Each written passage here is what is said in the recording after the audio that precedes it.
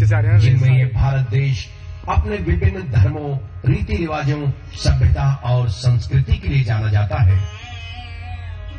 भारत में अनेक धर्म हुए हैं, जिनमें जैन धर्म का प्रमुख स्थान है। जैन धर्म की प्रमुख विचारधारा अहिंसो परमो धर्म है। जैन धर्म का मुख्य सिद्धांत है जियो और जीने दो। चलिए अब आते हैं भारत की राजधानी दिल्ली पर। दिल्ली में जहां आज यह स्मारक जैन धर्म की परम विदुषी साध्वी स्वर्गीय श्री मृगावती जी महाराज की प्रेरणा से बना है। पंजाब के श्री जैनाचार्य श्री विजय वल्लभ सुरीश्वर जी महाराज की स्मृति में यह बनाया गया है।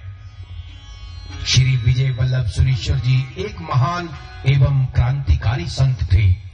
वे कहते थे, न मैं जैन हूं, न बौद्ध, न वैष्णव, न हिंदू, न मुसलमान।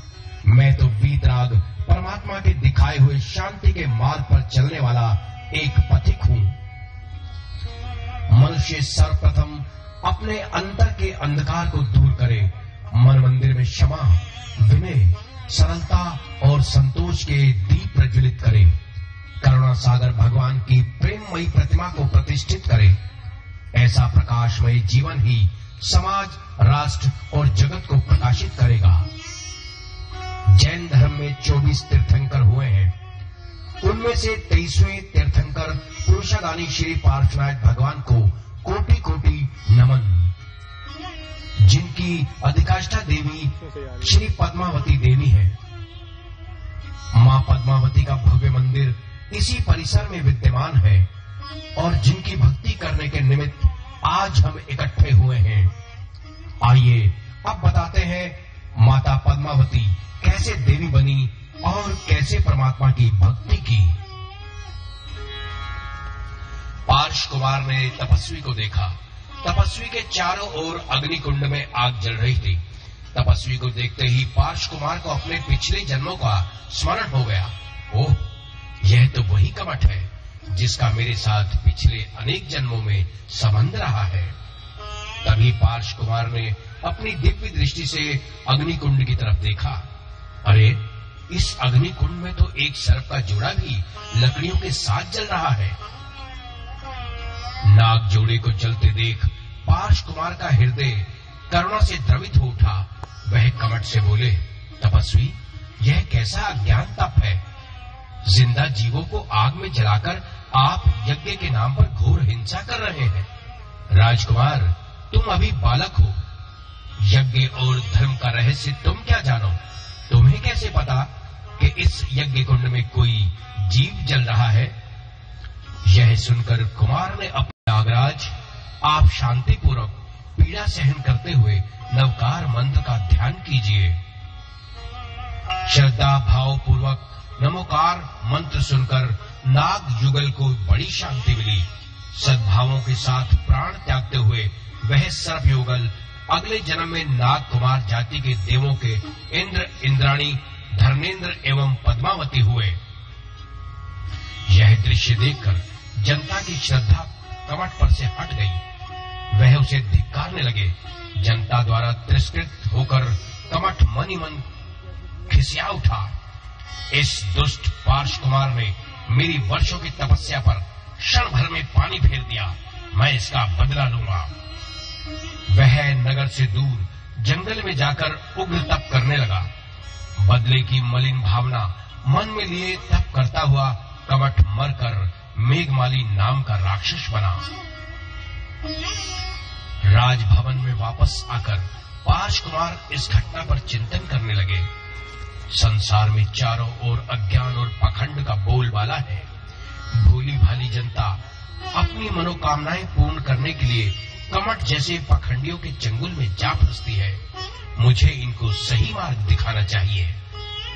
ऐसा विचार कर उन्होंने संसार के राज वैभव को त्याग कर दीक्षा लेने का निश्चय कर लिया। पोष कृष्णा एकादशी के दिन पार्श कुमार ने वाराणसी नगर के बाहर आश्रम पद उद्यान में 300 मनुष्यों के साथ अशोक वृक्ष के नीचे राजसी जीवन त्याग कर दीक्षा ले ली। इंद्र महाराज ने उनको देव दृश्य वस्त्र भेंट किए। महाश्रवण पार्श्व विहार करते हुए एक वन में पहुंचे। वहां घने वट वृक्ष के नीचे खड़े होकर ध्यानस्थ हो गए। उसी वृक्ष पर मेघमाली नाम के असुर देव का निवास था। उसने महाश्रवण पार्श्व को देखा तो उसके मन में पूर्व जन्मों की बैर भावना जाग उठी। इसी के कारण जनता ने मुझे ढोंगी पाखंडी कहकर प्रताड़ित किया था। आज मैं अपना बदला लूंगा। मेघमाली ने खूंखार सिंह, जंगली हाथी, जहरीले नाग आदि रूप बनाकर पार्श्वनाथ के शरीर को जगह जगह से काटा, डंक मारे, परंतु भगवान अपनी ध्यान अवस्था से विचलित नहीं हुए। अपने सभी प्रयत्न खाली जाते देख मेघमाली असुर ने भगवान को जल में डुबाकर मारने के लिए घनघोर वर्षा प्रारंभ कर दी। भयानक मेघ गर्जना, कड़कड़ाती बिजली और मूसलाधार वर्षा से जंगल के जानवर घबराकर इधर उधर छुपने लगे। पार्श्वनाथ वहीं पर अविचल ध्यान में खड़े रहे। थोड़ी देर में चारों तरफ प्रलय का दृश्य उपस्थित हो गया। असुर मेघमाली तेज तूफानी हवाओं के साथ मूसलाधार जल बरसा रहा था।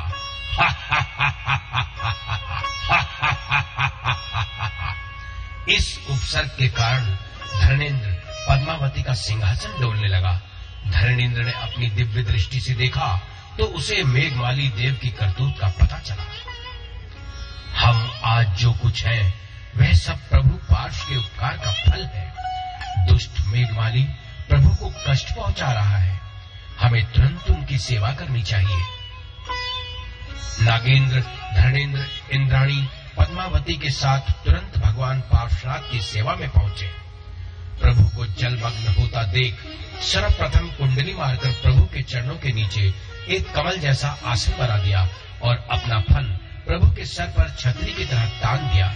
प्रभु पार्श्वनाथ जल में कमल के समान स्थित हो गए। दोनों ने प्रभु की वंदना